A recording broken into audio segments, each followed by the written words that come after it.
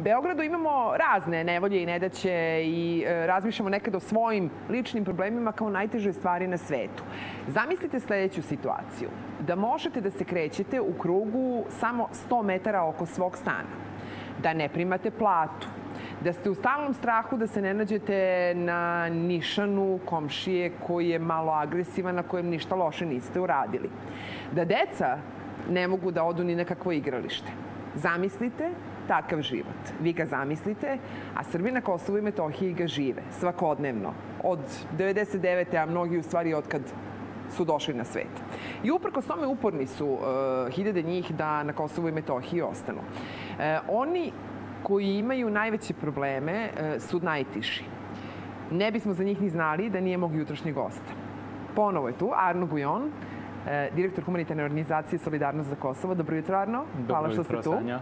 Hvala na pozivu. Do sada možda najemotivnijoj priči koju smo imali je svakako jednom od najvećih poduhvata koje je Solidarnost za Kosovo preduzelo. 40 dece iz srpskih sela na Kosovu i Metohiji išlo je na krv na more. Arno, vi ste došli ovde kada ste se tek spremali za more i pričali smo o administrativnim problemima, o tome kako srpska deca sa Kosova i Metohije praktično ne mogu da izvade srpske pasoše, jer bi to značilo da dolaze po 3-4 puta za Beograd sa oba roditelja, zašto oni nemaju novca. Pa su morali da vade pasoše u Prištini i za put ste se spremili tako što ste im još preko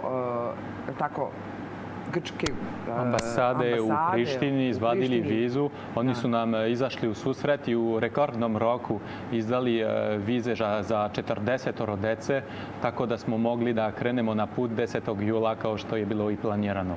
I sad ćemo da gledamo slike sa letovanja, ali jednog sasvim posebnog letovanja, zato što je to bio prvi put za neke od ove dece da su izašle iz svojih sela, a svakako svi su prvi put bili na moru. Da, jeste. Većina njih je prvi put otišla, izašla iz svojih sela za ovo letovanje. Većina njih takođe nikad nije videla more i za njih je ovo pravi doživljaj. Ovo je nešto potpuno novo. Imaju 13, 14 godina, 12 godina, a ne znaju ni da plivaju. Nikad nisu osetili da je more slano. I treba da zamislite koliko im je drago kada prvi put pokvase noge, kada proplivaju, kada se osjećaju slobodno, bezbedno. Kakve su bile njihove reakcije kad su prvi put ušli u vodu? Pa to su reakcije razdražanosti, uzbuđenosti, sreće, mnogo vrišaka, mnogo osmeha, svi su nasmejani. To su ti prvi skokovi u vodu. Ono što je tužno jeste da ova deca ne znaju da plivaju jer nemaju gde da nauče da plivaju. Tužno je to da mnogi od njih nemaju kupaće kostime, nemaju papuče jer u njihovim selima to ne može da se kupi i o svima njima ste brinuli i o tome. Jesmo. Vas 8, je li tako? Išlo sa 40 dece? Da, jeste. Nas 8 pratilaca je išlo sa njima i evo, recimo, ovo je jedan od prvih kupanja u moru. I tako da smo obezbedili i smeštaj, hranu i sve i ekskurzije, a sve što je bilo potrebno za tu decu smo takođe obezbedili od kreme za sunčanje. Ko nije imao, ne znam, kupaći kostim, mi smo to kupili. Tako da su se oni osetili veoma ugodno, veoma lepo i mislim da su uživali 10 dana, prvi put u životu i da su bili slobodni, da su bili obezbeđeni sa svih strana, da nisu živeli u strahu i u stresu, nego su živeli kao sva druga deca u Evropi za vreme letovanja. Da, ali oni imaju, evo, za svojih 10 godina života samo ovih 10 dana na krfu slobode. Mnogi od njih su jako mršavi. Pa jeste, do duše, i ono što me je iznenadilo prve godine, pošto je ovo bilo 4. letovanje koje organizujemo za decu sa Kosova, ali prve godine sam se iznenadio kad sam saznao koliko ta deca imaju godina. Neki od njih imaju, ne znam, 12-13 godina, a izgledaju kao da imaju 7-8 godina. Neuhranjeni su? Pa neki su neuhranjeni, neki su prve godine, recimo, mi smo vodili jedno dete u kliniku, pošto je bio on bolestan. A onda je lekar nama rekao, pa ovo dete je neuhranjen. A ja nisam dobro razumeo na početku, pa sam rekao, ma ne, oni jedu svaki dan, mi to pazimo stvarno ozbiljno. On mi kaže, ne, nije sada neuhranjen, nego neuhranjen uopšte u prethodnim mesecima. Nije dovoljno jeo, nedovoljno jede, pa zato ima nedostatke verovatno u krvnoj slici. I ovo dete jeste izgledalo mnogo mlađe nego što jeste u stvari. U čemu je problem? Zašto su, evo vas sada na Krfu zajedno, zašto su ova deca toliko siromašni u tako teškoj situaciji? Svi njihovi roditelji, njihove babe i dede, porodice, imaju svoju zemlju, imali su svoja zanimanja i svoja radna mesta, ali zato što od agresivnih komšija Albanaca ne mogu da dođu do svojih njiva ili do svojih voćnjaka ili do svojih bašni, oni bukvalno nemaju od čega da žive i nemaju šta da jedu. Ta deca jedva da idu u školu. Dakle, to je jedino što u životu imaju, taj odlazak u školu. Jeste, to je jedino što imaju.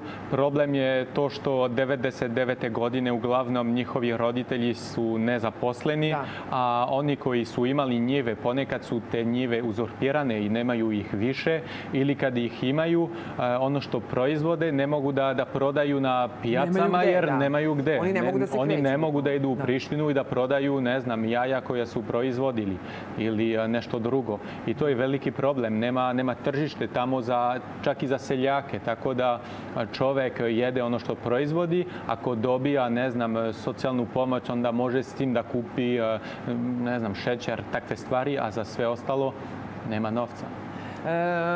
U mnogim od njihovih kuća nema ni struje, čisto da znate o kojim razmerama problema pričamo. Danas pričamo na dan kada su ubijena dva srpska dečaka u Metohiji, u Goraždevcu. Panterija Dakić i Ivan Jovović su stradali dok su se kupali na Bistrici. To je bilo jedino njihovo more u životu. Sada kad gledamo ovu decu, oni su ipak srećniji. Ali, kad su se vratili kući, vratili su se u isto. Samo da kratko kažemo da je ovo i za Arnoa bio izuzetno emotivan trenutak, zato što ste bili na Krfu. Da. I obilazili ste i ostrvo Vido. Jesmo. I Srpsku kuću. Gde ste vi u Srpskoj kući vidjeli nešto što je vas rasplakalo. Ako nije sve ovo prethodno. Da objasnim možda gledaocima, Krf nije samo idealno mesto za letovanje. Ovo ostrvo je takođe neodvojivo deo srpske istorije, pošto su srpski vojnici došli na Krf 1915. godine. Ove godine je 100-godišnjica, pa zato smo mi išli na Krf da se setimo. To je bila vaša ideja. Jeste, da se setimo ovoga. I u Srpskoj kući mi smo videli, Srpska kuća je u stvari muzej posvećen stradanju srpske vojske tokom prelaska Albanije. Tamo smo videli strašne slike siromašnih, ogladnelih ljudi, dece, vojnika. I pored tekstova, odnosno dokumenata na srpskom jeziku, bilo je dosta i dokumenata na francuskom jeziku, pošto na Krfu, pored Srba, su bili i Francuzi, francuske bolničarke, francuski lekari. I zajedno su oni brinuli o srpskim vojnicima. Tako da sam ja imao priliku tamo da čitam sve što su oni zabeležili pre 100 godina. I to je neverovatno me je dodirnulo jer se vidjelo u kakvoj bedi su oni živeli po ledenim kišama 15 dana, 3 sedmice bez ičega. Oni su stigli bukvalno goli, nisu imali ništa i tu su se oporavili nekoliko meseci. Mnogo njih je umrlo, preko 5000. Oni za koje se znalo da će umreti su bili transportovani na ostrvo Vido. Na ostrvo Vido. I bacani u vodu jer nisu imali gde da budu sahranjeni. Jeste. Zbog velikog broja preminulih oni nisu imali vremena da iskopaju grobove, pošto preko 300 vojnika je tada umrlo svaki dan. Tako da su oni bacali leševe u more koje je zadobilo ime Plava grobnica. I tamo smo mi bili. Tamo smo mi njima odali počast tako što smo bacali karanfil u more kao što i nalaže tradicija na tom ostrvu. Oni su mali, ovi naši Kosovci koji su bili sada na Krfu, od 9 do 13 godina, ali ja verujem da su shvatili o čemu se radi, jer to su neke njihove pradede, dede, čukundede, njihovi preci. Pa tako je, oni su osetili važnost ovog momenta, emotivnost takođe. Oni su svi čuli za Krf, za Vido, ali jedno je kada učite istoriju iz jedne knjige, a nešto sasvim drugo kada je doživite na mestu gde su je vaši preci pisali. I oni su bili veoma emotivni, čak nekoliko dece je puštalo i suzu na ostrvu Vido. Iskreno, tamo je bilo Da, veoma emotivan trenutak kad smo videli taj mauzolej, kad smo ugledali pučinu, u stvari plavu grobnicu i zamislili da ovde leži 5000 i počiva 5000 vojnika, to je nešto što nas sve dotiče. Ovo letovanje za decu sa Kosova i Metohije, posetu Krfu, ostrvu Vidu i najlepši događaj u njihovim životima do sada, platili su francuski dobrotvori koji preko humanitarne organizacije koju je osnovao kao 18-godišnji dečak Arno Gujon, gledajući 2004. pogrom, paljenje srpskih crkava na Kosovu i Metohiji, kod kuće u Francuskoj na televiziji. Dakle, ti francuski dobrotvori, to su ljudi poput vas i mene, koji odvajaju mesečno, koliko, Arno? 20, 50, 100 evra, koliko ko može? Neki daju, ne znam, 20 evra godišnje, neki 30 evra svakog meseca, a neko će dati 100 evra. Zavisi od mogućnosti svakog čoveka. Uglavnom su te, po znacima navoda, male donacije, iako malih donacija nema, jer svaka donacija je dragocena. Ali pošto nas je sada 10.000, onda svi zajedno sa malim donacijama možemo mnogo da postignemo. 10.000 Francuza redovno daje novac za Srbe na Kosovu i Metohiji. Tako je. Ja ne znam da li ima 10.000 Beograđana koji daju redovno novac za bilo šta, osim za sopstvene račune, u dobrotvorne svrhe, stvarno ne znam. Dobro, nastavljate da radite dalje? Nastavit ćemo, imamo dosta novih akcija u planu. Trenutno radimo na više projekata. Radimo na projektu za porodilišta. Kupit ćemo operaciona stolova, ukupit ćemo također porođajne stolove i sve što treba da ta porodilišta budu uslovljena i budu kako treba za te majke koje su na neki način i nada srpske zajednice na Kosovu.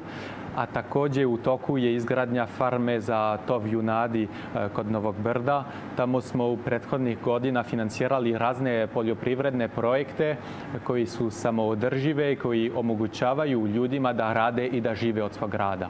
Ovo sa bebama i porodilištem pomalo jeste i lična inicijativa Arnoa, zato što je on pre 4 meseca postao tata jedne male Milene, koja je sad ovde u Beogradu i gleda nas koliko može da gleda. Mileni i Ivani, veliki pozdrav i zahvalnost što su nam vas dali jutros na ovih 15 minuta. Bila je prava privilegija.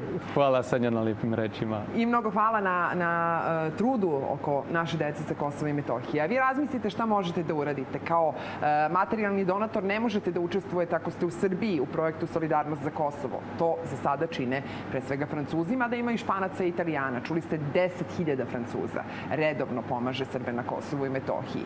Ali možete na razne druge načine. Možete da pošaljete poruku na 1033 za jedan obrok gladnim Srbima na Kosovu i Metohiji. Bukvalno jesu gladni. Videli ste decu, sve vam je jasno. Ostanite uz vaš Studio B.